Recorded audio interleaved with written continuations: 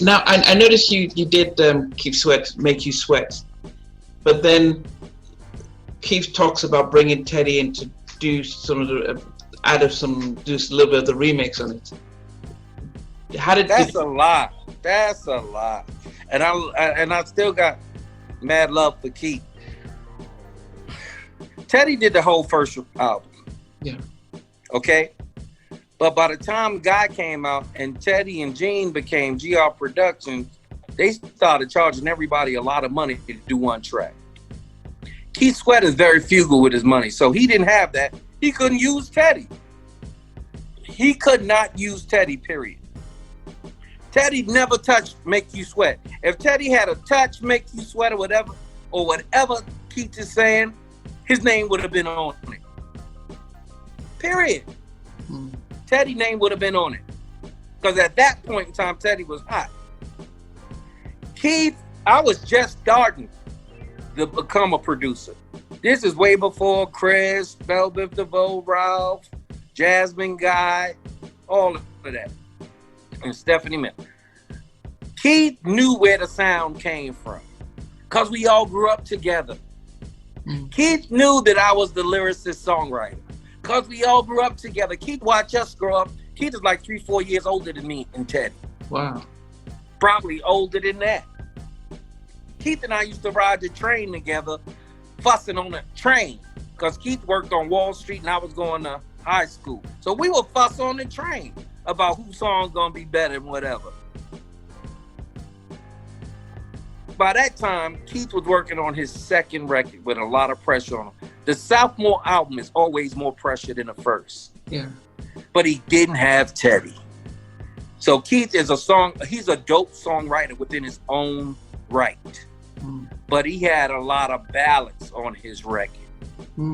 But he needed that signature up-tempo to bust his album out.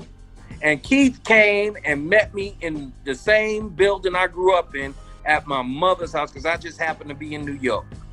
And Keith drove a brand new white Acura at that time. And Keith begged me to come to the studio with him. Begged me. Because no star like Keith, your first album went 2 million, you come looking for little old me. That's facts. So that night, I told Keith what I wanted. Keith gave me what I wanted. We went down to Chungking Studios, and I wrote Make You Sweat.